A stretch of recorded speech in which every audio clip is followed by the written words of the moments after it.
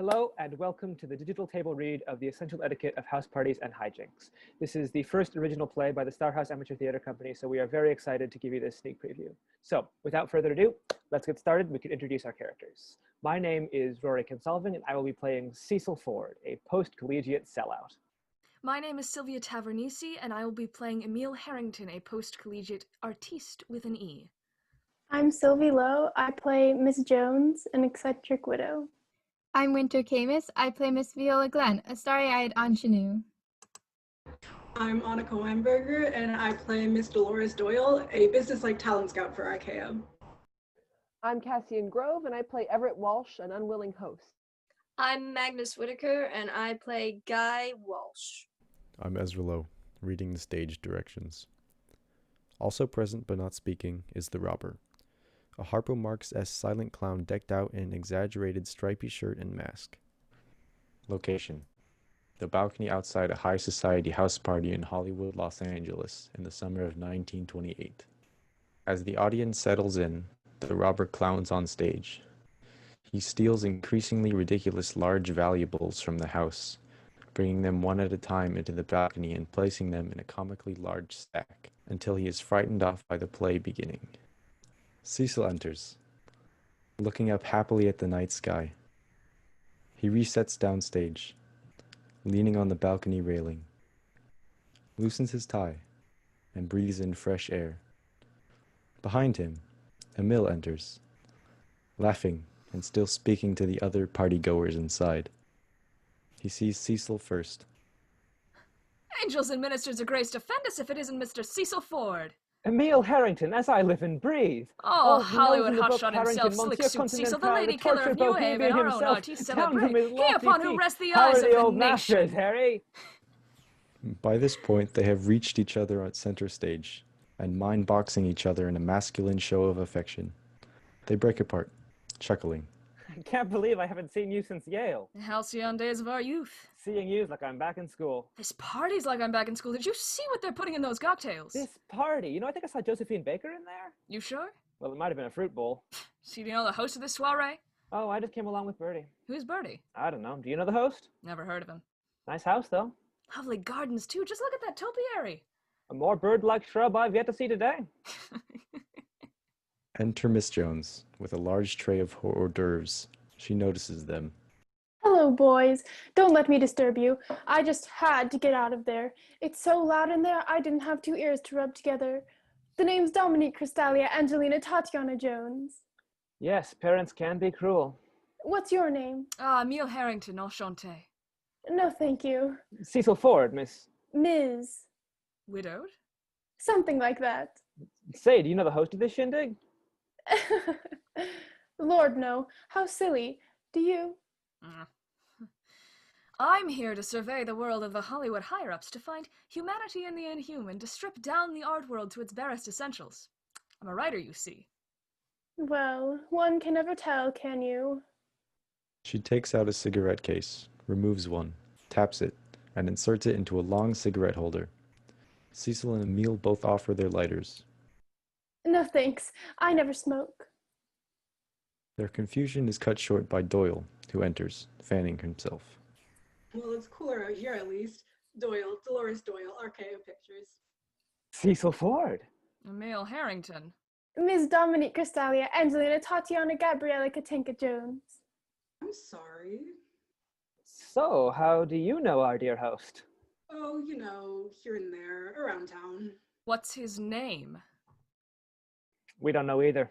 I'm starting to think nobody does. Oh, who would want to? The hosts of parties are always such bores. Enter Viola. Goodness, it's getting awfully crowded in there. I've never seen a party like this. I'm Viola Glenn. Cecil Ford. EMIL Harrington. Dolores DOYLE, RKO. Viola briefly reacts to the siren song of RKO. Ms. Dominique Crystalia Angelina Tatiana Gabriella Katinka Michelina Jones. EMIL and Cecil, counting names on their fingers, share a perplexed glance. Pleased to meet you. That's a lovely dress you've got on. I used to have one just like it, but in blue, and the collar was different, and it was longer, or shorter. Do any of you know the host? I want to thank him for this wonderful party, but I can't find him. I'm afraid not. Not a one of us. We're a regular know-nothing party. Don't think that's what that means. Don't you know him? Oh no, I just heard that these sorts of parties are just the bee's knees for making connections in the business. I'm an actress, you see, or I'm going to be. God help us. Miss Doyle, did you say that you work for RKO? An I'm just actress? starting. Say, that's Aces. Do you sing? Oh, don't demean the lady. Of course she wouldn't dilute that most noble art with No, I pageantry. do, and dance. Dressed? What? You know, Harrington, was it? It's funny you should say that about pageantry. The word is the bigwigs are agreeing with you. I'm sorry, I can't claim any interest. Attracted. Speaking of bigwigs, do you think any would be in attendance? I think I saw Josephine Baker in there. Oh? Of course, it might I have met been. James Joyce at a party once. We had quite the time. Didn't understand a word he said, poor man, but we got along all right. Joyce! Stately plump Buck Mulligan came from the stairhead. I wonder if that Colonel Lindbergh is here. I'd like to see if he could sign my address book. My brother's in the Air Corps. Lindbergh, his pretty facade is nothing but fleeting fancy. Men whose feet never touch the ground will always have their head in the Say, cloud. does anyone know what was in those little pastries in there? They were the cat's pajamas. It does feel peculiar to eat the food when none of us know the host. Ah, but the mystique of it. We eat at his table, but we never meet him. Much as in life, we know not the hand that provides for us, only that it is as fickle as it is unknowable. Well, I make a habit never to eat a man's hors d'oeuvres without looking him in the eye. Nobody's like. He's definitely rich. In worldly wealth, if not in taste. I didn't know. I thought the champagne tasted all right. I've got $50 says he's a blonde. All right, so rich and blonde. I think he must be kind to throw a party like this. Ah, but the giving instinct is more typically born of guilt. I'd wager he's done something dark and wicked he's subconsciously trying to atone for. Well, he is a man, after all. I suspect he's 27. Men usually are. What's that supposed know, to mean? music is a I'm power 25. gift. I I saw hardly him think drowning that in the Actors crowd. singing, I just don't dancing, see what dancing, Everett- dancing. Everett enters during the commotion. Excuse me, please don't smoke. This happens to be my balcony. Is not part of the house? It is, but Oh, are they giving away architectural elements as party favors? No, it's probably more of a raffle. Ooh, I saw a chair I'd like to enter for. no, this is my house. And what I'd like to know is, Holy Mary, this must be our mysterious host! Doyle hands Cecil a 50. and what I'd like to know is, All our gratitude, old sport. What a wonderful party. and what I'd like to know is, what are you all doing in my house? Aren't you Walsh? Well, that is my name, but Peter said Walsh was throwing a party at his house. what? Which Walsh? What? Which Walsh? Oh, how fun! Which Walsh? Which Walsh? Mr. Guy Walsh. Of all the inconsiderate, wrong-headed, low-down, stupid, dirty, rotten tricks. You invite your cousin to stay, and what does he do? I am Everett Walsh. Mr. Everett Walsh, the founder of the feast. General cheering. This is my house, More cheering. and I didn't invite any of you. Well, our presence would suggest otherwise. In fact, I didn't invite anybody at all. Well, that's no way for a host to talk to his guests. But I'm not a host. Oh, you mustn't be so hard on yourself. I think you're doing a fine job. Hear, hear! 3 cheers for the host! Hip, hip, Hooray! hip, hip, No, Hooray! hip, hip. I don't- Hooray! The group then chats cheerfully as they bodily remove Everett back to the party, leaving Cecil and Emil behind. How many bottles of champagne can one have before dinner at a party without it being improper? At the right kind of party, one can be improper without any champagne at all. Say, what brings a delicate intellectual like you to this party anyway? Well, you know me, my friend. I can guess. Within the halls and ballrooms of high society, frozen in the amber of steel and glass, is a beautiful and terrible microcosm of all the darkness of humanity. It's the perfect atmosphere for inspiration. I have a script. Here we go. A screenplay for a picture. No, not just a picture, the picture of the century. I'm going to bring the tragedy of the common man to the silver screen. Theater must be the clarion call for the people. Man must witness the suffering of his fellow man, the poetry in poverty, and the beauty in destitution.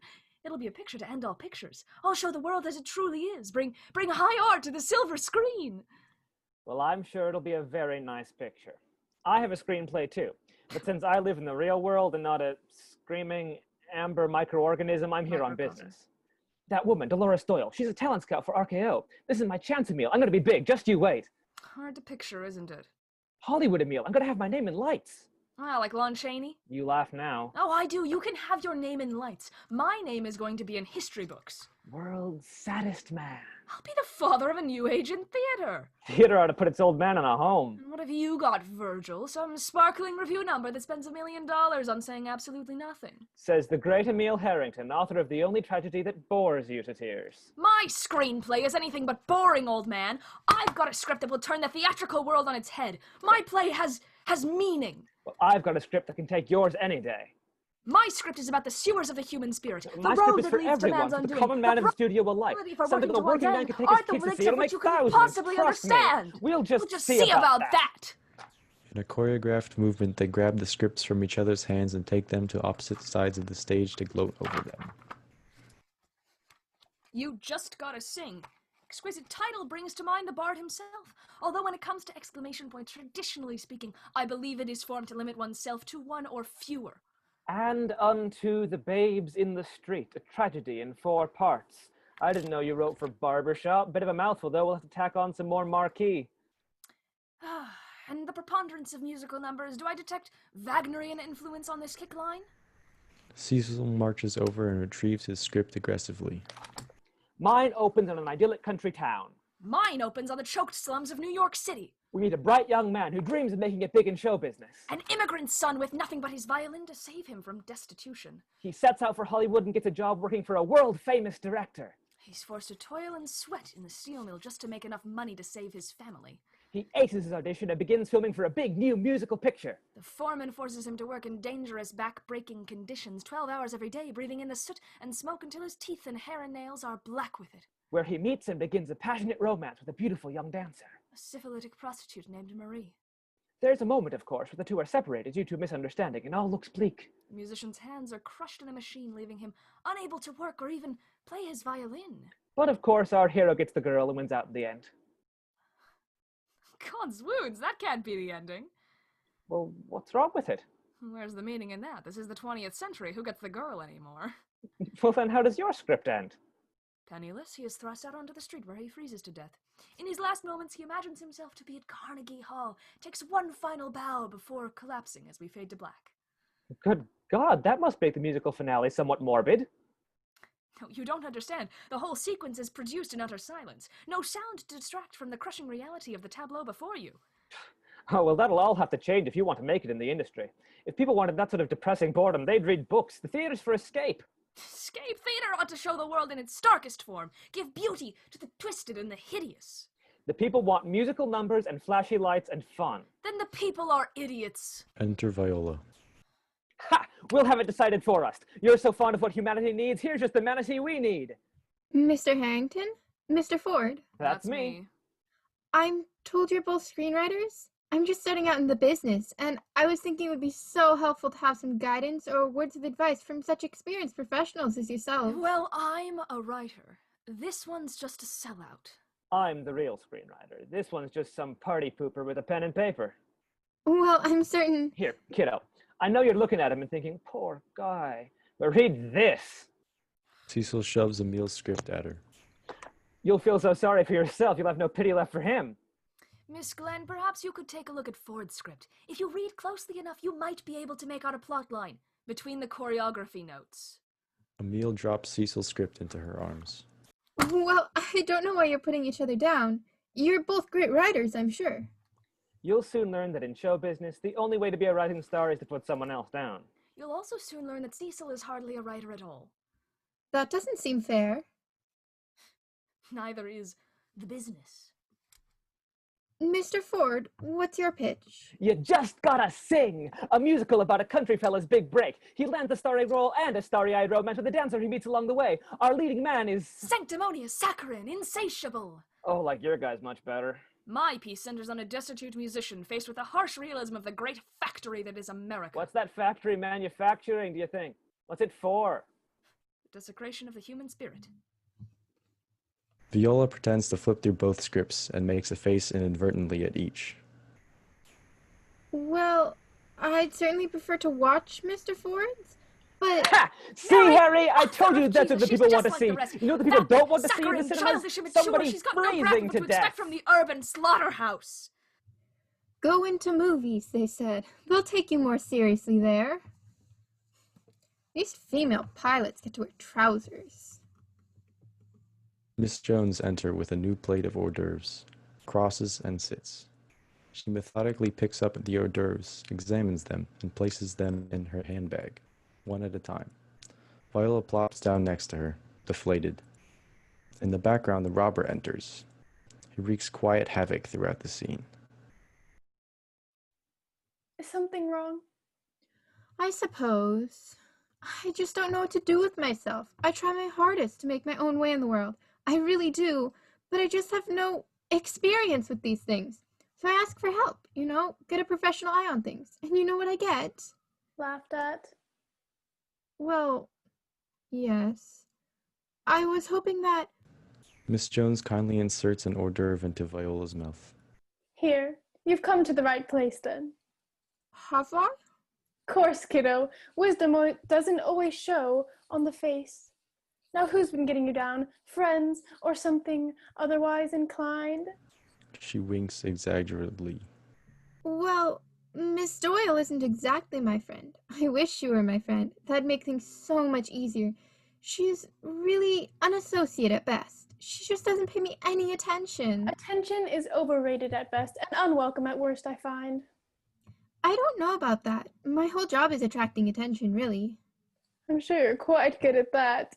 I know all about attention, darling. I received plenty in my younger years anyway, what with how I occupied myself.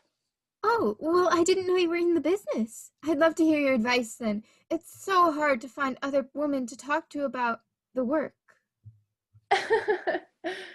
Well, I wouldn't call it a business. It's more a calling. Some men are called to be priests as their vocation in life. Some women are called to be interesting. I recall when I was your age, I met a man whose fortune simply dazzled me. It blinded me to anyone else in the room. I had to have him. Well, I've certainly been dazzled tonight. She's my ticket to fortune. Oh, you poor dear. Anyway, he was a decent looker, and I tried to move her too. The only issue was my sights were on his savings, not his trousers, and he could tell. I assure you, ma'am, I'm not in it for the money. I simply have a passion for it, like you said. Excuse me, did you say trousers? Yes, men wore trousers back then. I told him, Jack, you astound me. You inspire me to be a woman of renown, a woman who will mean something to the world. Jack, you make me feel like I have far more potential than I've ever imagined. He lapped it up like a bull in a candy shop. Men love it when you downplay yourself. Makes them feel big. Oh, one issue there. You say the one dazzling me is a woman. Power is power, darling. Boost their ego, be firm and decisive, and soon enough you'll have them under your thumb. Then their accounts are yours to keep. Excuse me, ma'am. Make myself She whispers something. Miss Jones gestures for her to share with the rest of the class. You know, I would never... Just for job opportunity. Miss Jones loses interest and pulls out her cigarette, leaving it unlit. She chews it like a stalk of wheat. A job opportunity? If that's what you're after with this lovely lady, that sounds exactly like a, line of work. What's your price then? I am not selling myself, ma'am. I am an actress. Same thing. You're disgusting. Thank you. A crash in the background as the robber knocks something over. You're unbelievable. Don't I know it? Another crash. I apologize, ma'am, but I must decline. Just the loudest crash. Did you hear that? Please don't distract me. I'm trying to be firm and decisive here. I'm sorry, but I must decline your advice. It is for opportunists and loose women. Good night. Good night. Have a good time with that girl of yours. She isn't. Make good choices. Exit robber and Viola. Viola comically unaware of him. He opens the door for her and she doesn't notice. Ms. Jones takes a long drag. Ms. Jones, now alone on stage, is joined by the other guests, save for Viola. The guests are pursued by Everett. There, see, I knew there was another piano out here. Come on, Harry, just like old times. All right, all right. How about some music? Music beginning. Please, no. Everyone get back inside my house so you can get out of it. There is grumbling and no movement. Give us a moment, give us a moment. I'll handle this. Guests grudgingly exit except Cecil and Emil. Excuse me. I'm sure you've all had a loud time, but it's time we wrap this hullabaloo up and you all went home. Congrats, fellow. This party is aces. Those hors d'oeuvres, the little mushroom stuffed with bacon, they're really something. I don't know where those came from. Can't say much about the deviled eggs, though. Pretty blasé party fare, if you ask me. That's the least of my concern. Where did you get that piano? It's a dream to play. Yes, I'd rather you didn't. These decorations, I hope you didn't spend a lot of time or money on them. I have no idea. I'm not the host. Oh, right. And as much as I appreciate your words, I'm afraid I have to ask you to leave. Oh, don't be afraid. You see, we were invited. Even came in little gold-trimmed envelopes. You know the kind. Maybe you were, but this party was thrown without my knowledge or permission. This is my house. Congratulations. Homeownership is a big responsibility. I can't imagine the burden of commanding so many practitioners of the topiary arts. My cousin, he's something of a party animal, and... It's not hereditary, I take it? And since this is my house, please don't smoke. I have the right to decide what goes on here. Well, if that's the case, decide to let us stay. I have an important meeting early tomorrow morning, and What are you, Helios? Oh, spot on. What? No, it can't be that important that you wake up early. If you happen to miss the dawn tomorrow, the golden chariot will surely rise without you. Well, it's missing out. I'm going to call the police. And what will you say to those poor fools? Oh, officer, these terrible people are having fun at my party. Whatever shall I do? God help me, they're eating my hors d'oeuvres and enjoying my company. Everett marches off to grab the phone, handed over from offstage. In case you weren't aware, trespassing is a serious offense. Taking the phone and turning to face Cecil and Emil, he begins to tangle himself from the phone cord. Trespassing, causing a scene, most likely some property damage. Operator? Hello, operator? I don't recall damaging any property, do you? Not yet, at least. Yes, operator? Please put me through to the police station. No police station. Cecil moves to block Everett's path. His intercepts get more and more ridiculous every time. If this is about that Venetian glass situation in the parlor, I swear it was like that before I arrived. I say you improved it. Everett is momentarily worried about his Venetian glass situation, then gives up on that and turns away from Cecil, further wrapping the wire around himself. I need you to connect me with the police station. No, the local one. How's the one in Albany supposed to help me? Cecil and Emil move to intercept Everett, who determinedly evades them. Perhaps the time has come for you to learn to help yourself. True fulfillment can only come from within, you know. Besides, the food's already half gone. It would be a shame to leave the rest of it to be your lonely morning leftovers. Oh, there's nothing I enjoy more than starting my day with a hearty breakfast of expiring oysters Rockefeller. Oh, ignore that. No, don't connect me to the fish market. At this point, is it even worth the effort to have them trudge over here, half-heartedly note down your rantings and ravings? Hello? Hello? Shoo us out and help themselves to whatever's left of the champagne. Everett prepares to make a retort and falls over himself, disconnecting the phone. Hello, operator? He realizes the phone is disconnected. Unhelpfully, Cecil gently pries the phone out of his grasp. See, doesn't it feel better to take a breath and calm your nerves? What would calm my nerves is a quiet night in and undisturbed slumber. If you are that concerned about getting your beauty sleep, there are some lovely hotels downtown I can recommend. This is my house. Hey now, Harrington, be nice. Everett, was it? Mind if I call you Ev? Yes. Wonderful. Ev, I'll tell you what. I'll put you up in the finest room in the city. Mine. Excuse me? Oh, don't. Cecil's apartment is dreadfully gauche, although, compared to your place, it almost looks homey. Please leave. Don't listen to Emil. It's not like I'm some common thug. I think you'll find I'm a real gentleman. I don't know you. Would you like to? Trust me, Everett, it's not worth it. I know him better than I'd like to, and I can vouch for his complete lack of any character or taste or... I don't want to know any more about either of you. We are strangers. Well, then how about let's stop being strangers and get better acquainted? I'm Cecil, but you can call me anything you like. Suggestions: a wash-up, a wannabe, a sellout. Everett and Cecil have started ignoring Emil. You're very self-assured. Why should I waste time being modest? There's a first time for everything, Ford. You seem pretty confident that anyone you sweet-talk is just going to bend over backwards for a pretty face. It's worked so far. You're just gonna stand there and sully this man's home with these blatant lies? I'm so sorry to disappoint, but I'm afraid I'm wholly unmoved. Why not join the party? Give me a chance to move you. If he joined the party, there'd be no fun left to have. If I'm such a bore, why are you still here? Somebody has to contribute worthwhile ideas to this drivel, a task I'm well suited for, considering the experience I've garnered in my friendship with our dear Mr. Ford. At least dear Mr. Ford has made a very loose attempt at chivalry. What have you done but stand around and spew vitriol? Come on, Cecil, let's get back to the party. This guy's not worth it. Join us. I promise you'll have fun. This fella doesn't know the meaning of the word. You don't know the meaning of half the words you say, and you'd be hard-pressed to find any word in a dictionary. Ouch, you got me. See, we got something going here. Something awful. Forget it. I'd rather get sick on this questionable caviar than put up with you two Dorians for a moment longer. Exit EMIL. Everett realizes he's left alone with CECIL, so he moves to follow. CECIL intercepts him.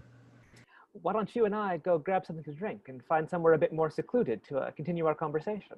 With you? I'd rather... Then how about you join me on the dance floor? I don't dance. I can teach you. I would not be your pupil. Then how about my partner? In dance? Whatever you like. How would you know what I'd like? I wouldn't. Like I said, let's get better acquainted. Hey, CECIL, we need a pianist in here. Just a second. Got an audience with my name on them. I'll be right back. Don't move a muscle. Stay. Stay. He exits. Everett finds himself smiling at the joke, and, alarmed, rearranges his suit and thinks until he's good and upset again. Ms. Jones wanders on, looking around uselessly. Junior. Junior. Everett tries very hard not to notice. Junior. Oh, I'm sorry. I thought you were someone else. Have you seen him, by the way? Excuse me? Junior. Oh, yes. They part. Everett does a ridiculous double take as the implication of child sinks in. Junior? Oh, did you find him? Ms. Jones, you don't mean to tell me you brought your son? You have an advantage. What? You know my name, but I don't know Eve from Adam. We met an hour ago. No, we couldn't have. I never forget a face. I'm like an elephant. And I'm Everett Walsh. Now, if you please. I cannot tell a lie. What? I cannot tell a lie. Washington, same as you. I did it with my little hatchet. Not Washington, Walsh. Oh, you mustn't change your name all around like that. A boy your age. My name is Walsh. I would think you would know your own name, Mr. Washington. I do know my name, and it is Walsh. W-A-L-S-H. Please don't shout, Mr. Washing Machine. You'll frighten Junior away. And that's another thing, Ms. Jones. It is one thing to barge in on a fellow's quiet evening, but to bring a child. Oh, he's quite grown up for his age, I assure you. How old? Almost a year now, but he scuttles around like Billy-O. Almost a year now. Scuttles around. An infant losing the house. Oh, good gracious. He lifts his feet and looks about as if afraid babies will begin crawling all over him. Oh no, not a human infant. No, the man at the store said he was some kind of Norvegicus, but I think it's just a common rat. Ms. Jones, please tell me that you didn't bring a rat into my house and then lose it. Well, if you'd help me find him, we wouldn't be in this mess, would we? Junior! What kind of pet is a rat, anyway? Oh, a rodent. Everett begins to pace. Ms. Jones, do you realize how unsanitary those creatures are? You could have given us all bubonic plague. Well, I couldn't leave him. He lives in my handbag. Of course, he lives in your handbag. The rent is excellent for handbags, I hear. Oh, don't be haughty with me. I hate people who are haughty. Did you know I had a book I was going to read tonight? Yes, and I was going to go to bed early, too. Junior! You know, he said just the funniest thing to me the other day. He said to me... She prepares to make rat sounds, but is stopped before she can start. Yes, perhaps he should talk to my mother, the rabbit. Oh, God in heaven. He resumes pacing. You'll wear out your shoes that way. Everett has a realization. He stops and slowly turns back to her. Ms. Jones, I'm going to ask you something very important.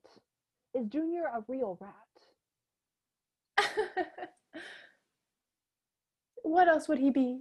I don't know. A figment rat. A rat of the mind. Why wouldn't you bring a non-corporeal rodent child into my house?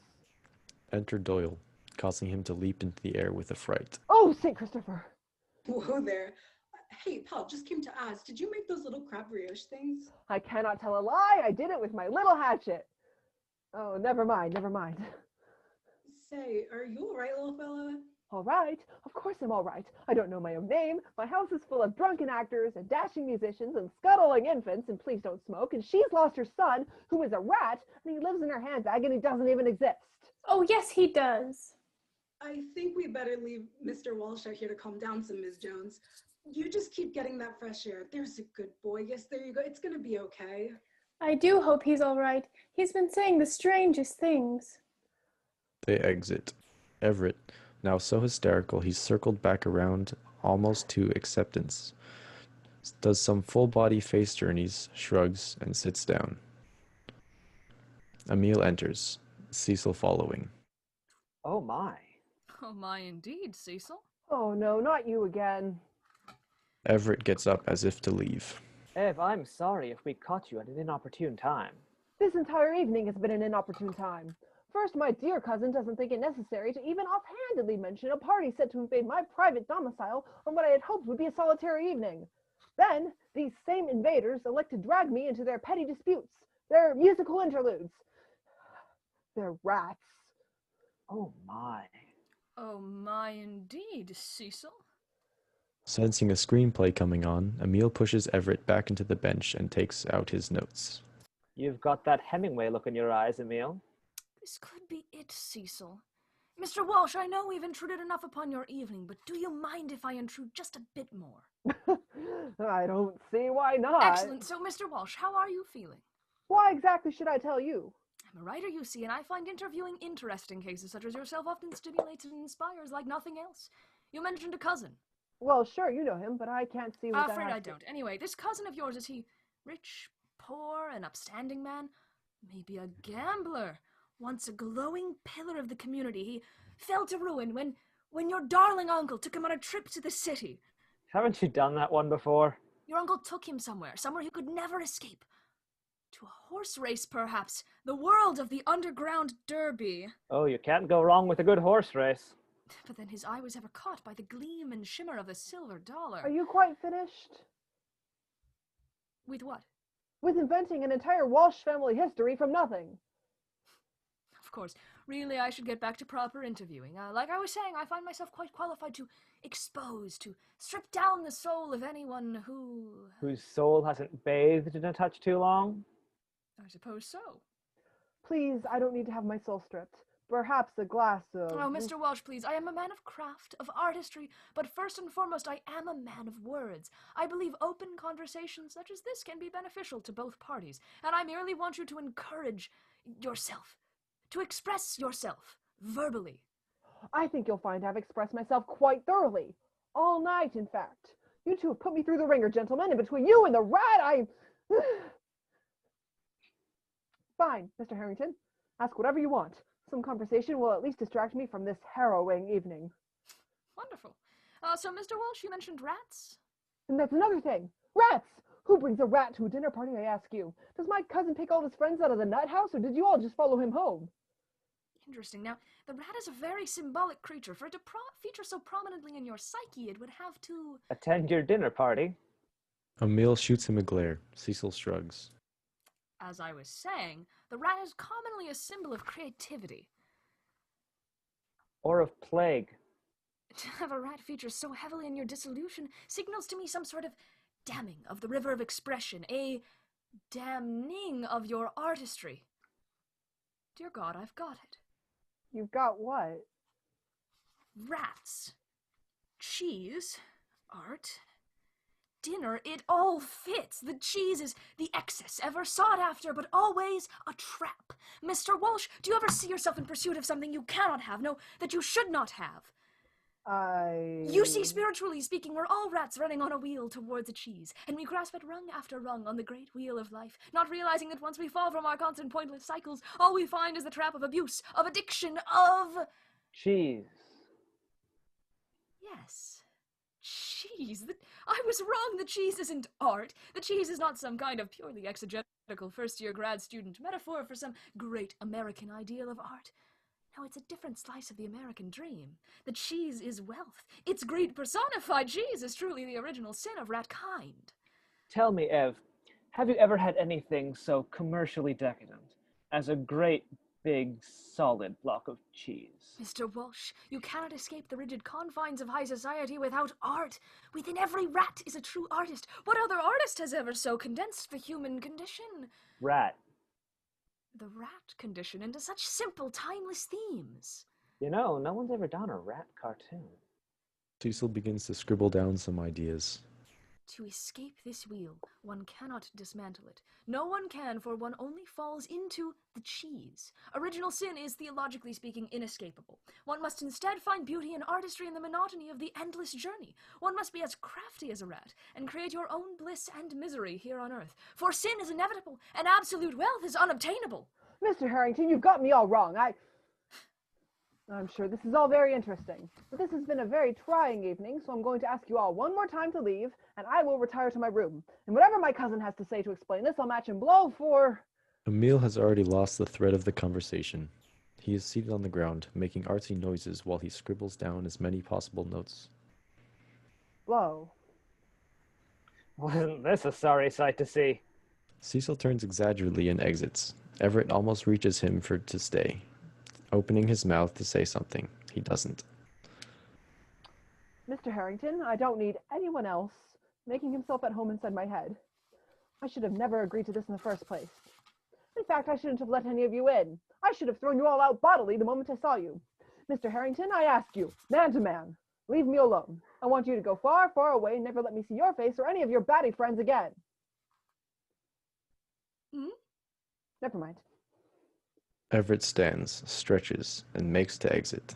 He is stopped, with a pathetic whimper, when Cecil comes blasting in with the full force of the ensemble. Everett is deeply alarmed at this further intrusion just at his moment of weakness. Emil is nonplussed, even amused.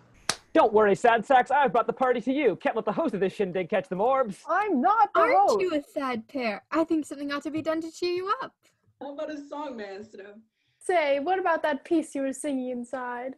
Oh, just a little tune we used to do to impress the boys back at school. Y'all know that's why you did it. Well, I think a bit of culture would do this party good.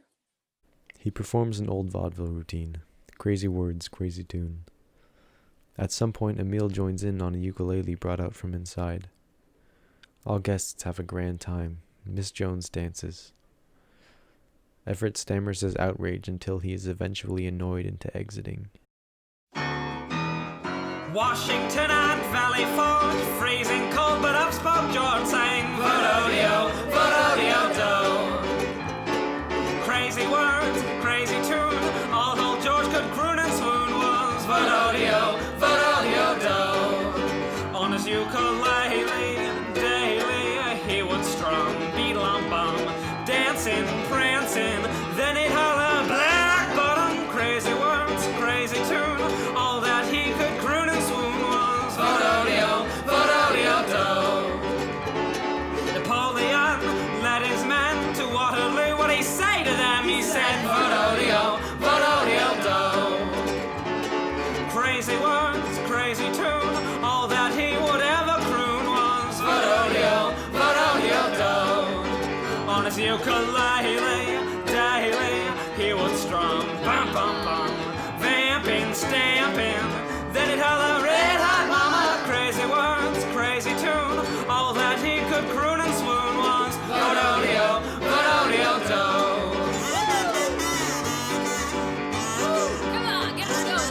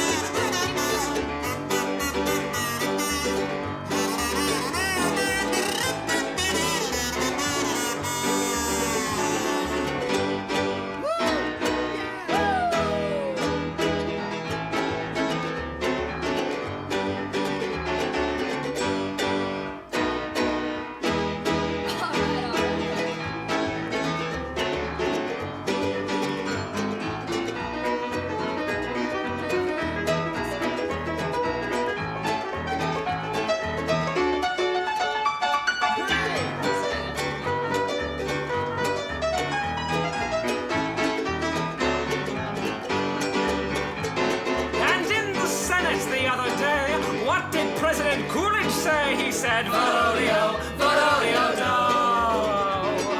Every duke and every sheik tunes his uke and starts to shriek, Vododio, Vododio, do. On his ukulele, daily,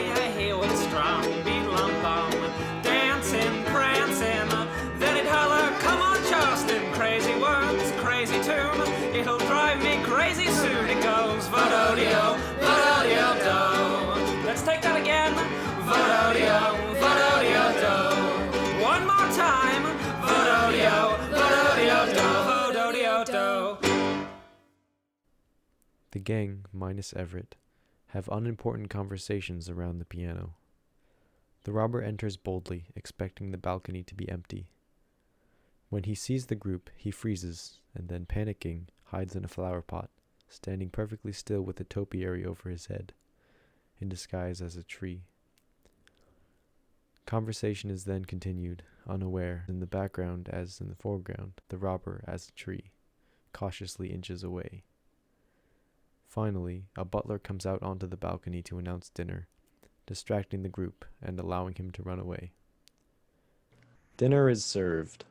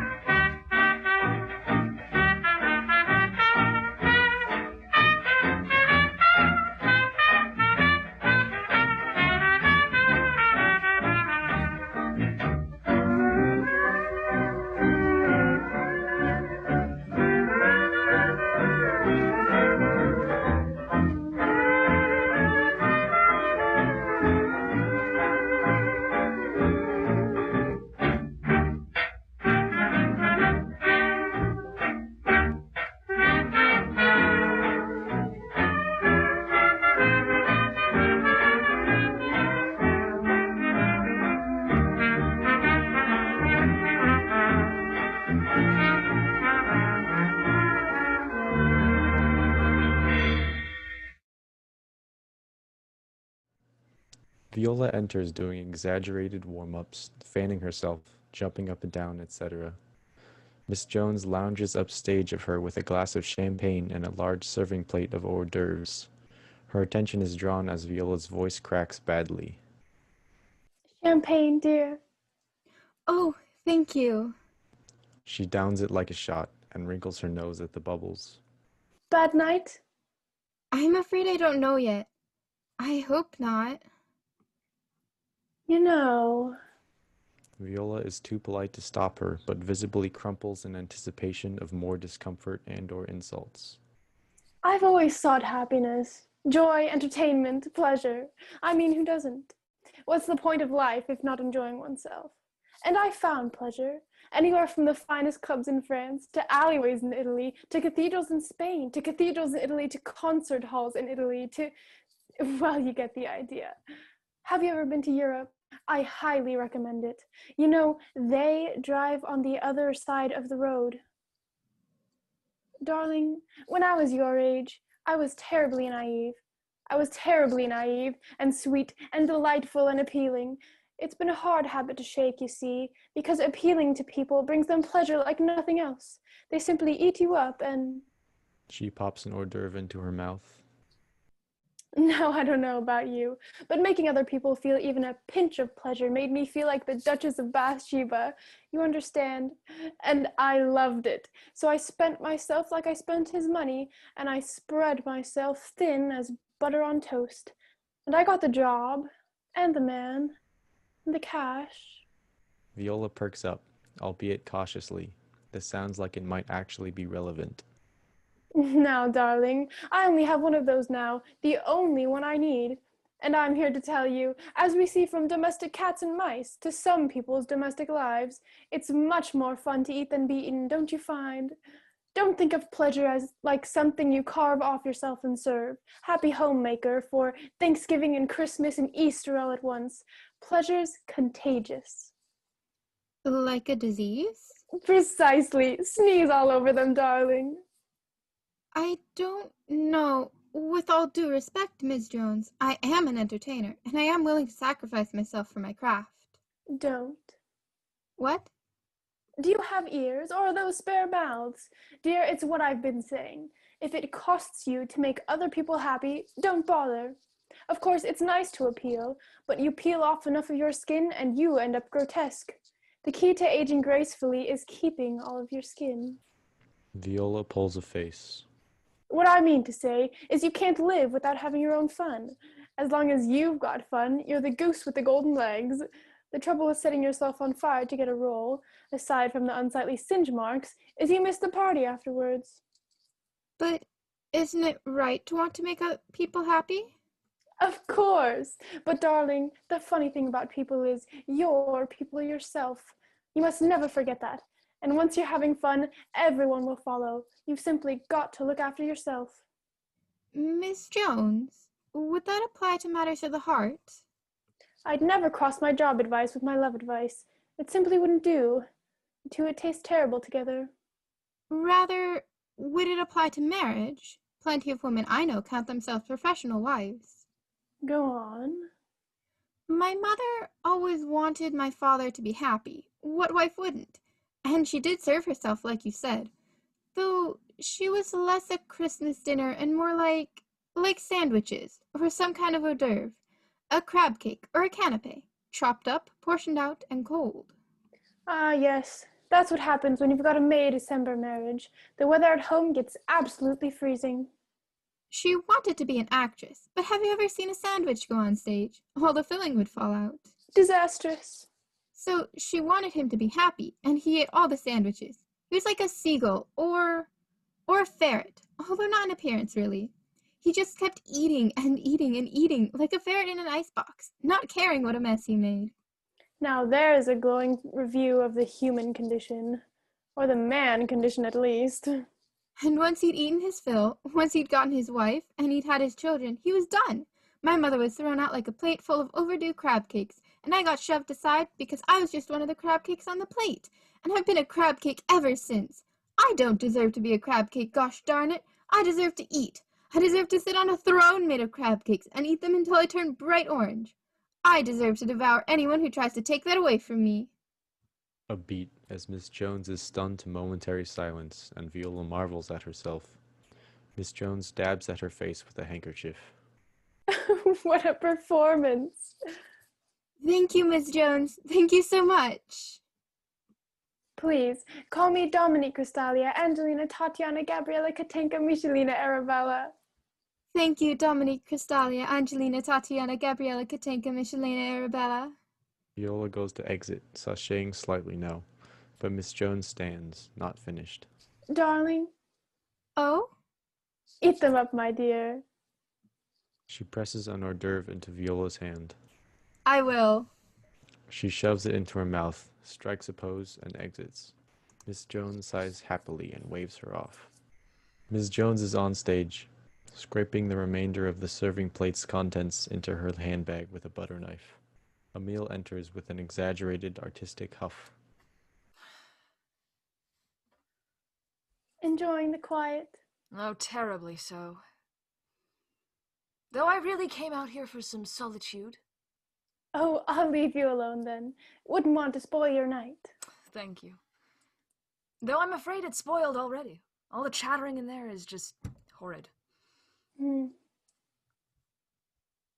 All these people talking. None of them are saying anything real, you know? All this how's the family nonsense. How are you doing? What are you working on? Whatever happened to that boy of yours? As if they think I keep an eye on CECIL. How is your mother? Where did you come from anyway? It's so nosy. It's all just drivel. Meaningless. I wish someone would say something original instead of the same old how do you do's. It gets tiring after hours and hours of nothing but, oh, how do you know the host? Oh, something none of the rest of us have heard of and that we can hardly make an ounce of conversation on. Enjoying the quiet? Oh, terribly so. My husband used to say that silence is golden. He doesn't anymore? If he does, I can't hear him. Have you ever been married, Mr. Harriet? Harrington, and no. Marriage is such a cliché concept these days, anyhow.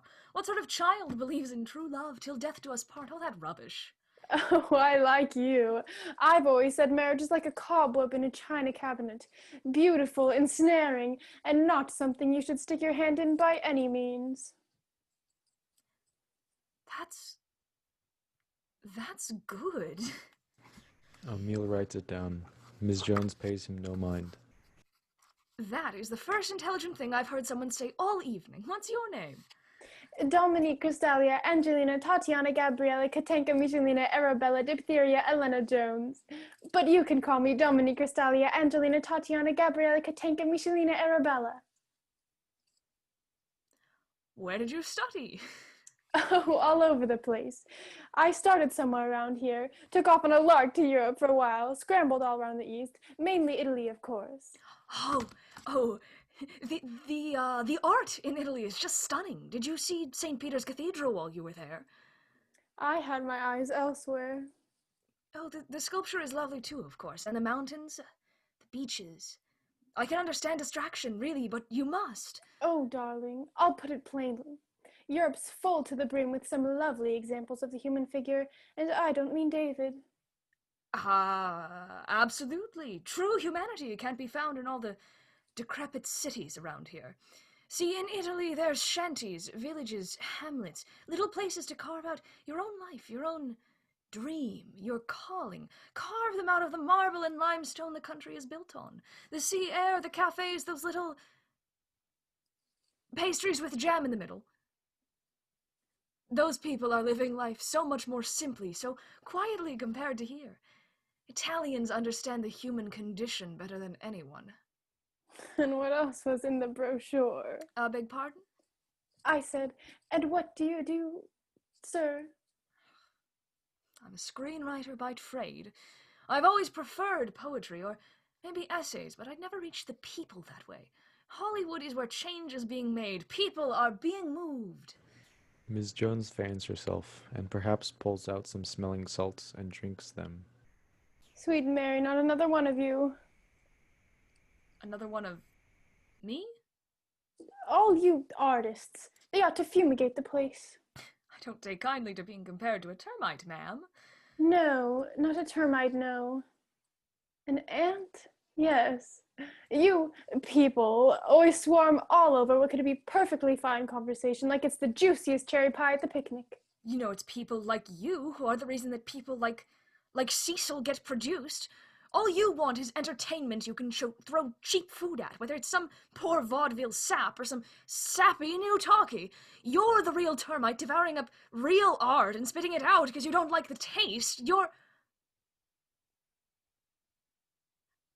brilliant.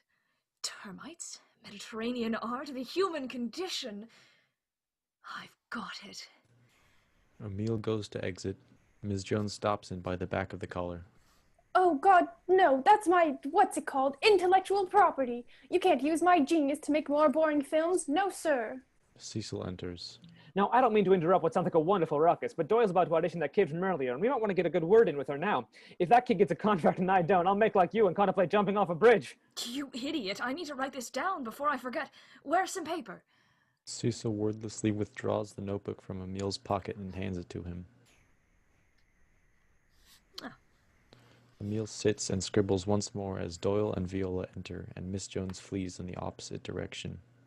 And I just want to thank you again, Miss Doyle. You don't know what this opportunity means to me. Really, you don't. You're just a dear, truly. I really think I can... Save the speeches for the award ceremony. Let's just hear you sing for right now. Yes, of course. She hands CECIL some sheet music, with which he sits at the piano. So what do you got for me, kid? Lover Come Back to Me, from the New Moon. Oscar Hammerstein. She clasps her hands and performs it, somewhat stiffly, but to technical perfection.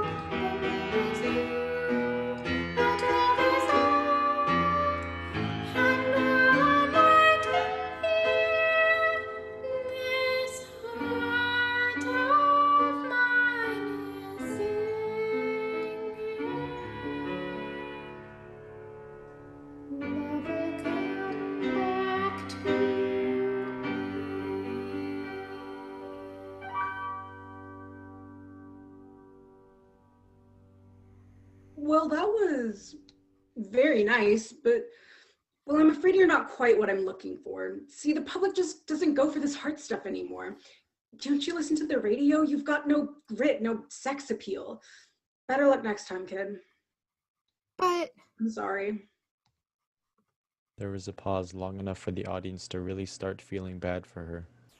And then Viola abruptly bursts into tears and runs off. Doyle makes the return to the party to drink this awkwardness off, and CECIL leaps up. Don't hurry off so soon, Doyle. I have a piece I've been working on I bet you'd love. I'm sure. Oh, Mr. Harrington. Yeah, that's what they call me. I have to say, your script left quite a mark on me. Your vision, it's so bleak. You like that? Doesn't matter if I like it. It's art, and that's what studios want. I don't think any studio could handle real art. Listen, Doyle, if you want what studios want, you ought to read my screenplay. I actually know how to write a script that won't make anyone weep with existential dread. Yeah, it's just, we're looking for something a little less insipid. Mr. Harrington, your script is bold, it's unique, it's shocking. You have to let me bring it to a producer. I don't think the public is ready for a work of this magnitude. That's a nice word for it. I just think that in the right hands and with the right names attached, this could be something big. But is big really what this piece needs right now? I'm not some family-friendly, mass-produced sellout. But I am. I think you'll find my script has exactly what you're looking for. It has charm, it has appeal, it has musical numbers. Ford, I know you're already at rock bottom, but even you are above this. RKO Radio Pictures is willing to work with you to make sure the movie fits your vision perfectly. Ooh, RKO? You can make a lot of money, Mr. Harrington. Please do not do me the indignity of insinuating I make my art for money. What else would you make art for? Ford, I do not make art. I am merely a vessel through which truth flows. I hold up a mirror to society's face and reveal its dark animalistic underbelly. You hold a mirror up to a face and reveal an underbelly? Mr. Ford, if you could just step out for a moment, I'd like to have a chat with... Cecil, listen to me. Throw off your commercialized Hollywood shackles. Take a stand against he who would have you lie down and roll in the mud for his own amusement. If you want to be an artiste, look deep inside yourself. Grab hold of your heart, squeeze it like a lemon, turn your eyes inward towards your brain, and meet the deeper you, the primal Cecil Ford. The Cecil Ford within Cecil Ford's mind prison. Free him, know him, then you can make art. Wait, you lost me. Can you repeat that? Which part? Something about rolling my heart in lemon juice. Look, I can see this might not be a good time. Take my card and please call me if you reconsider or have any questions about salary. We will not be bought. Well, now, let's not be too hasty. I could maybe possibly consider being bought. Cecil follows Doyle back inside. Emil makes as though to start on another tirade, but realizes there is no one left to talk to. He trails after Cecil and Doyle and nearly runs into the robber on the way out. The robber makes for the door when Viola swings it open, sobbing. Oh, sorry. The robber shrugs and makes to slip past her. She catches him. Listen, I mean it. I'm sorry. I just got out of the worst audition of my life. The robber pushes her away gently. He has empathy, despite the lack of lawfulness. It started out fine. She seemed to really like me, and she seemed to want me for Mr. Harrington's picture. But from the very first note, it felt wrong. They tell me, know your audience, darling. What if my audience is a handful of party guests I've only just met, and whatever neighbors I'm probably waking up? How could I know that? And of course I started too sweet, which made everything else sound so dreary, and I kept missing the accents, and just when everyone should have been tearing up, they were just looking at me with blank faces. She is tearing up. The robber gives her a blank face. And when I hit that one high note at the end, she didn't even clap. Or she did, but before she did, she shook her head. The robber shakes his head, disapproving of Doyle. Just like that! I'm sorry, this really isn't any of your business. You should get back to the party. The robber makes to slip in once more. Actually, would it trouble you too much to hear out my problems? The robber gives some kind of affirmative, whether real or imagined. You see, what stings is I thought I'd be good enough this time. I thought I'd be loved. I thought I'd be liked. I thought I'd be tolerated. I thought that I wasn't just some crab cake for the Hollywood machine to swallow up for supper. Maybe just this once I'd have what it takes to land the leading lady. I was gonna eat them up this time. I thought this was how. But I was wrong, like always. She hardly listened, you know? No one tonight has listened to me. No one but you. Viola plops down on the bench. The robber goes to open his mouth when... You'd think, with all the speech lessons I'd taken, with all the vocal coaches and dialect coaches and etiquette coaches and acting coaches and rugby coaches and so on and so forth, I'd at least be able to hold a basic conversation at a dinner party. I could talk about champagne, or topiary, or marble busts of horrible men, or anything more interesting than me. But no, because for you to talk to people, they have to care about what you're saying. And no matter how much I say what I'm supposed to, nobody hears me. What does Miss Jones know? Maybe I am just a crab cake and a stale one. Maybe I ought to be discarded with the rest of the hors d'oeuvres at the end of the night. They said Hollywood would chew me up and spit me out, but it won't even look at me. Or Maybe I'm seeing this all wrong. All my life I've wanted to be in show business, but there's more than one way to see the world. If Amelia Earhart could see it from 1,500 feet up in the air, why should I have to see it from this ridiculous place? Well, I don't want to keep at it if I have to do it here. Who cares about crummy old Hollywood? It's shiny and loud and rude, and it has a nice big sign on it in case you lose it. But it's just a town. I'll eat up the whole world. Maybe I didn't hit a dead end. Maybe I just got into the wrong car. Cars aren't for everyone, you know. Some prefer blondes. Me? I prefer a Savoia Marchetti S64. Anyhow, thanks for your help. You're a real wise guy, you know that? The brightest bulb in the silverware drawer. The robber very nearly makes a noise, perhaps going to hug her. She turns sharply, knocking him over, and strikes a pose. She saunters back to the party, now in full swing. Cecil pursues Everett onto the balcony. Everett looks back at him, does an exasperation noise, then leaves as Cecil continues his pursuit. They loop right back around onto the balcony. To Everett's bemusement, the robber continues to narrowly avoid the pair throughout the following scene. And I think if you'll just give me a chance, you'll find I play a fearsome game of checkers. This may surprise you to hear, but I am not in the mood to play any games, especially with the likes of you. Hey, no need to get venomous. I just want to talk. You've been talking all evening. Oh, you noticed. Didn't seem like you were listening. You can't exactly blame me for that, what with all the ruckus around here. That's just it, though. Kept me get away from all the noise for a moment. I just want to have a conversation. Really? Is that what you want? Yes? Is that the right answer? You are impossible. I'm standing right here. What's... Or maybe exhausting is a better word. Or perhaps irritating or infuriating, unbearable, demanding, defensive. That's just uncalled for. I'm delightful. What's your issue? What's my issue? My issue is you. You and your friend in this stupid party. You show up unannounced, bang out a tune on my very old and expensive piano, refuse to leave, pester and push me to my breaking point, bully me and flirt with me and don't give me one moment to breathe. And what's more, there's a stain on the parlor carpet and I don't even know what it is. I don't see how that's my fault. Oh, of course not. Nothing is your fault. You're the life of the party, the man who can do no wrong. Hold on a second. You think you're so charming and pretty that you can get away with anything, but I tell you that doesn't work on me. I certainly don't think... I see through your whole act. You're just a pathetic, washed-up wannabe writer. Washed with up? no emotional depth and no real friends, pretending to be a Hollywood big shot. You're like cardboard, a flimsy facade that'll turn to mush the minute you expose it to the elements. Mush! That's a real solid analogy. Mush! You're one to talk. Look at you sitting high and mighty in your fancy castle, yet refusing to be anything but miserable. Now see here. And you know what? It's your God-given right to be miserable, but you insist everyone else should be too. Do you think you're better than us? I do not think I'm better than anyone. But you refuse to let loose and enjoy yourself for the rest of one night? What are you afraid of? That you might like it? I'm not afraid of anything. After everything you've put me through, I am unflappable. I cannot be flapped. You seem awful flapped to me. I'll flap you as much as I please. I think I'm entitled to some flapping. What with the rats and the music and the Venetian glass situation and the missing lawn furniture. What lawn furniture? Don't be absurd. After the wanton chaos of tonight, an interlude of mere absurdity would be welcome. Well, if you're so fond of absurdity, I don't see why you're so stuck on avoiding me. I've been told I reek of it.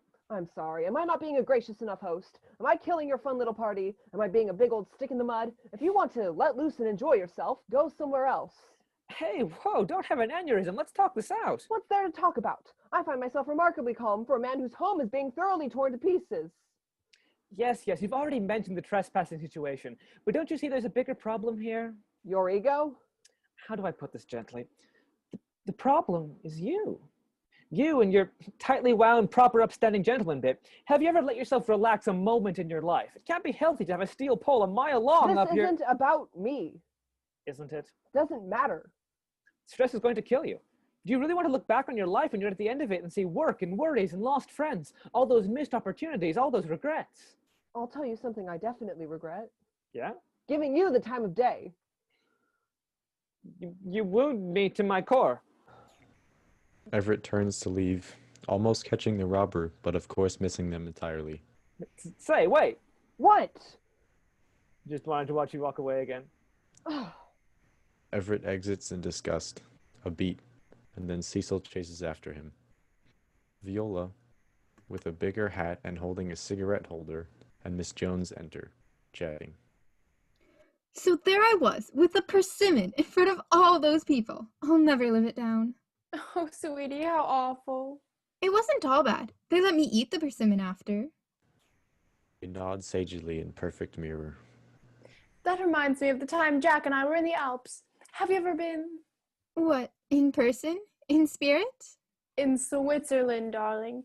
It doesn't matter anyhow. We were having such a wonderful time, enjoying the scenery, enjoying each other. Unfortunately, poor Jack got sick, so I had to turn to other entertainment. Do you know how bored you have to be to eat an entire watermelon in the middle of winter? It was so unfashionable. Oh, on the topic of watermelon, do you have a cigarette? Always have, always will. She produces one. They both stand in the exact same femme fatale posture with their unlit cigarettes. They hold for a second. Thank you. She hands it back. Miss Jones put both back in her bag. Anyway, whatever happened to the lovely lady you were dazzling inside? I know smitten when I see it. It truly does show in the... She's been throwing herself at me. I didn't know you could pique a girl's interest so easily. All I had to do was ask. Maybe next time I should ask for a gold-plated dirigible. How easily swayed young ladies are these days. Oh, here she comes. Doyle enters, businesslike as ever. She businesses over to the ladies. Evening, Miss Glenn. Evening, Ms. Jones. But you can call me Dominique Gustalia, Angelina, Tatiana, Gabriella, Katenka, Michelina, Arabella, Diphtheria, Elena, Gabriella Jones. Ms. Jones. Hello, Dolores. You can call me Miss Doyle. I won't, thanks. Miss Glenn, I apologize for earlier. You really are a hardworking young lady. I know it. She knows it. I'd like to keep in touch after tonight. Some new doors are opening in my life, and I hope I can open some for you too. I have a window next Friday if you'd like to meet. Dolores, well, that's very flattering. I have to decline. What? I'm sure I've captivated you tonight, but I'm really not looking for that sort of a relationship. New doors this and window that. Why, we've only just met. I usually save interior decorating for at least the 3rd of March. Miss Glenn, there's been a misunderstanding. This is not a proposition. It's a proposition, a business proposition, and I don't intend to be taken for something or someone I'm decidedly not. Dolores, you don't have to save face on account of me. My pride got lost on a train to Philadelphia last year, and I sympathize with anyone in a similar situation. Oh, don't worry. A good Samaritan returned mine to my hotel that night. Really, Dolores, I think you ought to quit while you're only a few steps behind. What I mean is I'm afraid I made too quick a call after your audition. See, this industry's tough, and I didn't think you'd cut it for some of the heavier roles we've got going for girls these days. No one wants a singing princess anymore, you get me? You're a little too footloose and fancy-free for mainstream Hollywood is all. I should hope so, if they let armed chickens like you into the business. Regardless, I've just overheard some chatter from Mr. Ford and Mr. Harrington, and I think we might have an opening for you after all. Of course, it is a bit of a risk if you catch my drift. Mr. Harrington isn't quite on board, but if you and I work on him some. Risk? Fascinating. You struck me as a rather risk-free, warranty-included sort of gal. Maybe I am interested after all. Right, but I think you're the right look for the part. She gestures at Viola's wide grin, which is really too close for comfort at the moment. Could use some work, but if you can cry like you did tonight on camera, then hey, fortune awaits us both, kid. She playfully hits Viola's shoulder in an awkward attempt at a business colleague camaraderie. I'm afraid tears are out of fashion, Dolores. They dry out the pores like nobody's business. Besides, I've been acting for, 2 months now? I'm tired of it. I think I might try female aviation. Doyle waits for another titter. It never comes. Well, at least tell me you'll consider it. Sure. My card. Oh, right. She takes it, then examines it. She seems surprised. She shows it to Mrs. Jones, who makes a disapproving noise. They confer non-verbally. Are you quite done? Oh, yes. She hands the card back. My card. Do tell me you'll consider it. Viola exits. Doyle stands, dumbfounded, her own card in hand. Consider... what? Ms. Jones puts out her still unlit cigarette as Doyle tucks away the card and lights her own. She waxes philosophical, dragging out this line as Doyle takes a drag. Does it really matter? Yes. Oh, well, my condolences then. Goodness, I nearly forgot. I wouldn't want to lose touch with such a lovely lady as yourself. She produces an hors d'oeuvre from her handbag. My card. Doyle stares at it, defeated, and takes a bite. Exit Miss Jones. Doyle goes to leave in the opposite direction, but is blocked by Cecil and Emil's entrance. Ah, Doyle, just the man we wanted to see. My associate, Mr. Harrington, has something he'd like to talk to you about. Mr. Harrington? Thank you, Mr. Ford. What my friend was trying to say, madam, is that he has in his infinite generosity written a song for you. And he, in his infinite generosity, has agreed to perform it for you. I can't claim it to be to my taste, but as a favor to a dear friend, you see. And for a low price, the song shall belong to you to do with as you please. I assure you, this could be your next hit. Fellas, all right. You've got me. I'll listen. They perform You're the Cream in My Coffee. I'm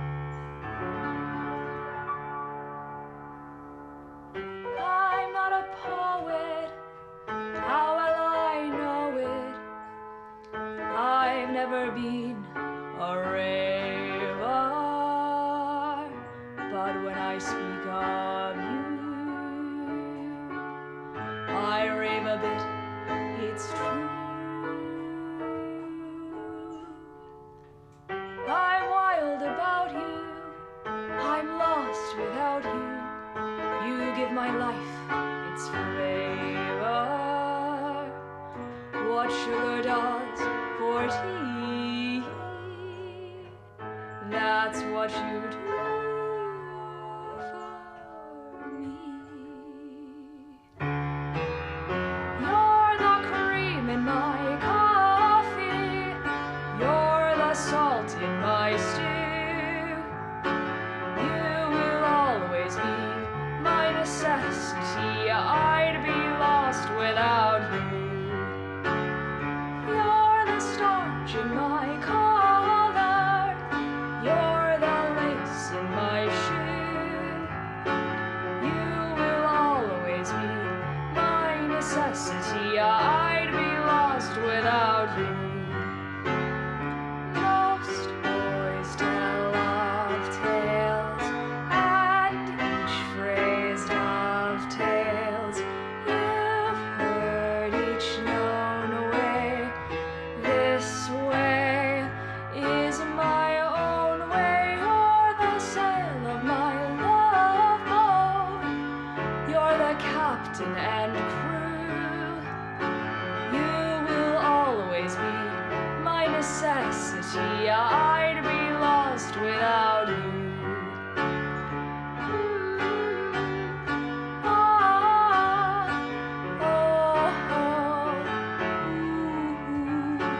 You will always be my necessity. I'd be lost without you.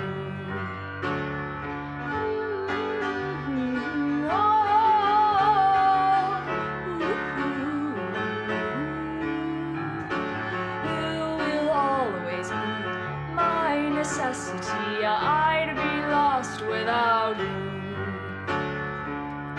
You are my lifesaver. You bring out that certain flavor. So dear, this is clear, dear. You're my Worcestershire, dear. You're the sail in my love boat. You're the captain and crew. You will always be my necessity. I'd be lost without you. You, sweet, adorable you. Now, you've got to understand, of course, that for a record, we'd have a band playing, some brass, some strings, real radio-ready stuff. Listen, Ford, that's a great song, really, but we're not looking for songwriters right now. And if we were, they wouldn't be the ones to write this sort of hackney, glitzy-eyed stuff. Well, I wrote it. Mr. Harrington, however, it takes an airtight singer to sing a bad song well. Bad song? He continues to react in the background to every line that happens, increasingly shocked. I know you said no about your screenplay, but with a voice like yours, I'd be very interested in seeing if we can strike a deal about a record contract instead. Miss Doyle, I was not auditioning. I think you have a chance at a 4-year contract, and that would just be the beginning. That's as may be, but I'm not interested. I think we could get you some 70,000. Madam, you insult me. I have no need for your money. Cecil is having conniptions by now. Well, if you reconsider. I will not be bought. He gets up in Doyle's face. Viola re-enters, now bearing a plate of some sort of little desserts, and he shrinks away, embarrassed. Cecil has fallen off his piano bench and disappeared. Hello, boys. Don't let me disturb you. I just had to get out of there. It's so loud in there, I didn't have 2 ears to rub together. Excuse me, Miss Glenn, this is a private conversation. She gestures for her to leave. Viola begins to methodically pick up the desserts, examine them, and place them in her handbag, one at a time. If you please. If fishes were horses, then sailors would ride. Excuse me, What was that? Never you mind, Mr. Hare. When I speak to you, I'll ring a bell. Got a smoke? Want one? Thank you, no, I didn't know you smoked. Viola takes out a cigarette case, removes one, taps it, and places it between her lips. Oh, I don't. I just like the taste of the paper. I hope I didn't interrupt anything. Mr. Harrington was just saying he'd consider my generous offer of a 4-year record contract. Miss Glenn, would you walk with me? Seeking an escape, he takes her arm and they make a wide curve away from Doyle. You seem to have changed from when I first met you. Don't I know it? I'm orange now. Is that a new hat? Thank you, I found it. Must you drag me so?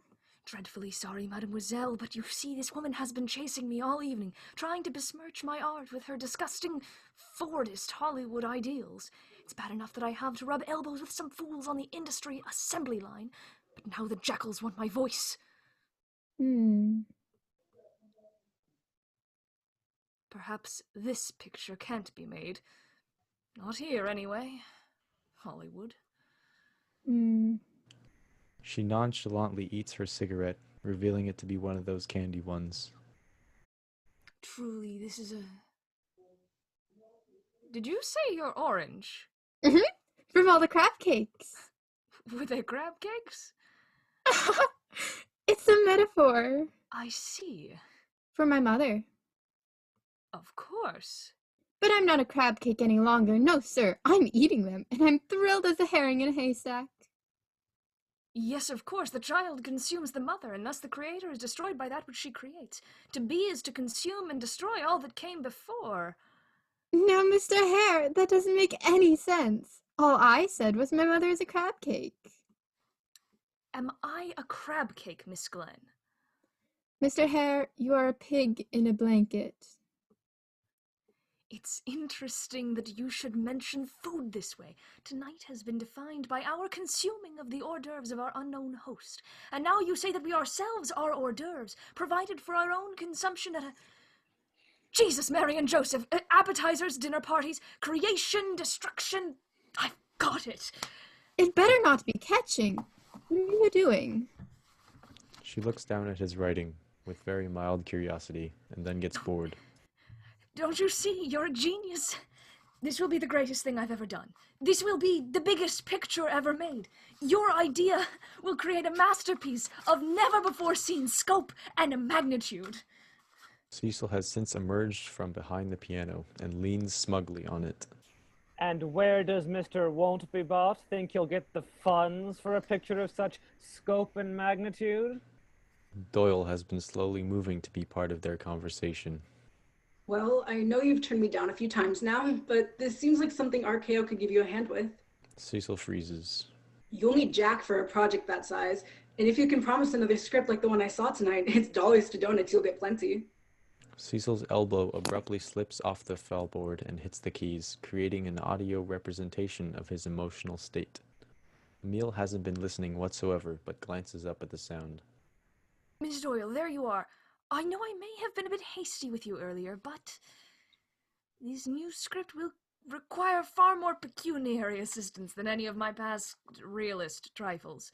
This form of expressionism requires scale. I would be interested in pursuing some form of agreement. Miss Glenn, would you say that Miss Doyle is a crab or a pig? All this talk is making me hungry. She exits. But Harrington, I thought you said you wouldn't be bought. Not another word, old boy. I must find a typewriter. Miss Glenn! He runs off in pursuit of Viola. I'm sorry, Ford. This sellout stuff just doesn't work in the big time. Face it, pal. You're a dinosaur. But Doyle, just listen here. Hey, Harrington, slow down. She exits in pursuit. Cecil is now alone, and his shock gradually turns into disappointment and melancholy. He half-heartedly noodles around on the piano. Everett enters in search of solitude and notices Cecil with alarm. Oh, good God, it's you. He makes to leave, but then reluctantly realizes Cecil's visible sadness and turns back. You seem upset. I'll be all right. Go back to your party. It's not my... Wait, no irritating quip? All right, I'll bite. Why the long face? Well, I'm told I'm hackneyed, a sellout. The public these days wants intellectualism and meaningful art, not just entertainment. Let's face it, commercialized music is a thing of the past. Ms. Doyle isn't everybody. I like your music. Well, anyone would. I mean, popular music is popular for a reason, you see, and, well, I didn't come out here just to compliment you, you know. I can like whatever music I want to. I don't care who wrote it, damn it all. Well, then I guess it's my turn. What's eating you, kid? Did you know that the host has yet to arrive to his own party? I thought you were... Upon seeing Everett's face, he realizes the joke is to be ill-conceived. All I wanted was a quiet night in. Peace, solitude, untrampled gardens. He invites some 100 people to my house, and he doesn't even deign to grace us with his presence. Bad form, that. And you and your friends have emptied every bottle in the place. You'd think you were federal agents the way the kitchen looks.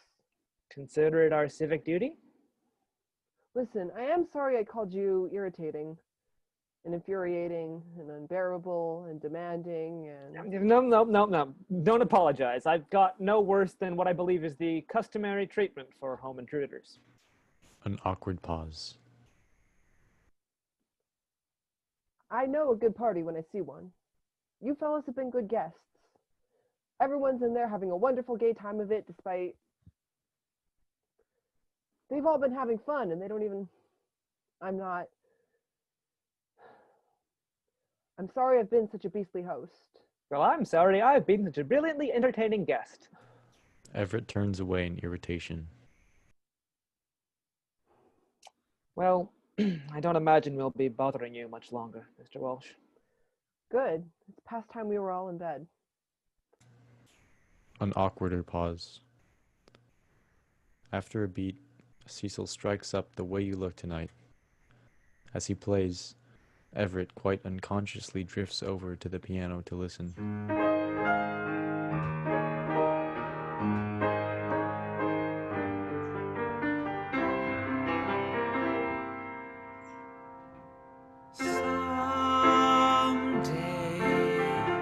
When I'm awfully low and the world seems cold, I will feel a glow just thinking of you and the way you look tonight.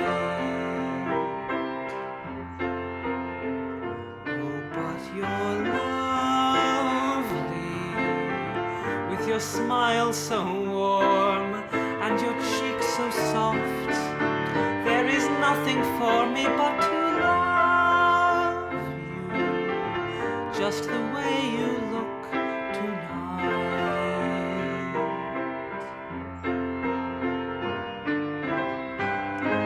With each word your tenderness grows, tearing my fears apart.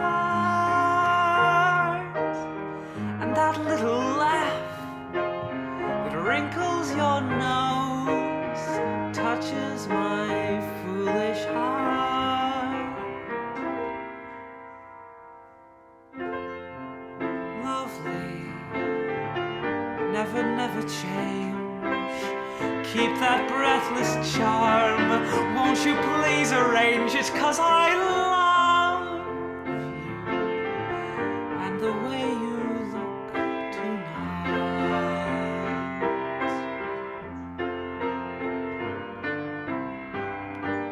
just the way you look tonight.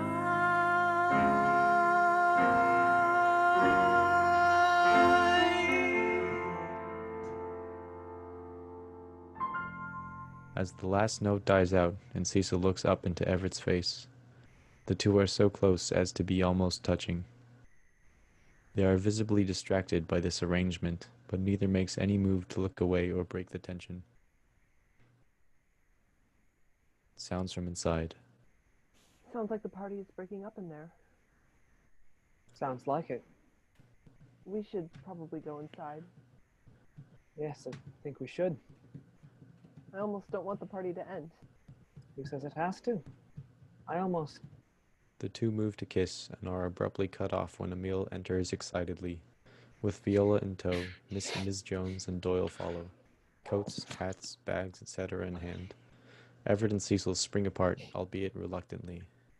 Oh, do I have news for you, old boy? This young lady, this wonder, this modèle du génie, the ideas she has, and Signorina Doyle, benefactor of benefactors, full fund, my new project. I have ideals that will...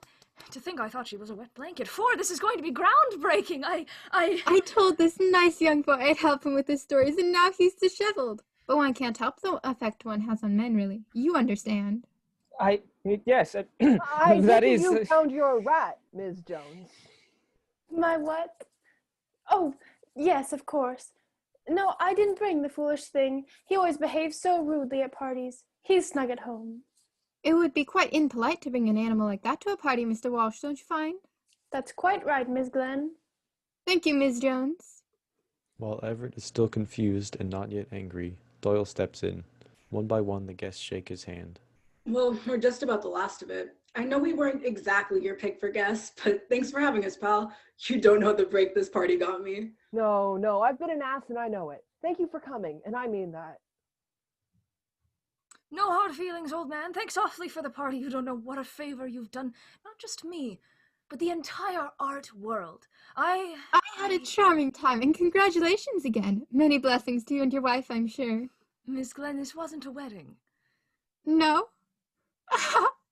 Well, never mind. This party has gone on far too long, thank you. Cecil, next in line, awkwardly shakes Everett's hand. Well, Walsh, There's a beat, and then Everett kisses him, all in a rush. The other guests react with appreciation. They break away, flushed, and Everett turns to the crowd. You know what, fellas? I've missed damn near all of this party, and I feel I've got a lot to make up for. I know a joint round the block that's open all night. What say we keep the evening going? Cheers from the crowd. Generic babbling and laughter. Someone whips out a banjo and they strike up Crazy Words, Crazy Tune as they exit. you know, Harry? What, CF? I think I have a new idea for a picture. Oh, angels and ministers of grace defend us. Ms. Jones settles down on the bench. You kids have fun now. Don't wake me when you get back. They carouse their way off stage, leaving Ms. Jones asleep on the bench. The robber enters, carrying several large objects in a precarious sack, and continues robbing. Sorry for the delay, chums. One half of my Windsor wasn't cooperating, but it's all right. I'm here now. The party can begin. Say, where is everyone? He nudges the sleeping Ms. Jones. Hey! You've missed quite the party. Missed it? Lady, this was my party.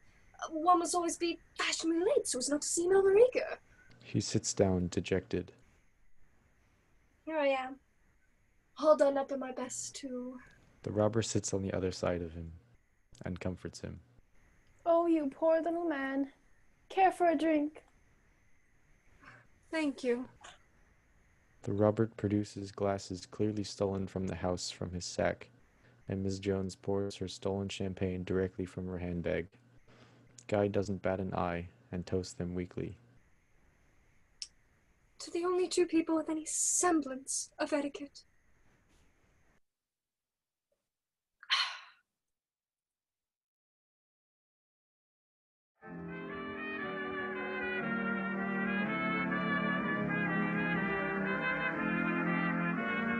Thank you all so much for watching.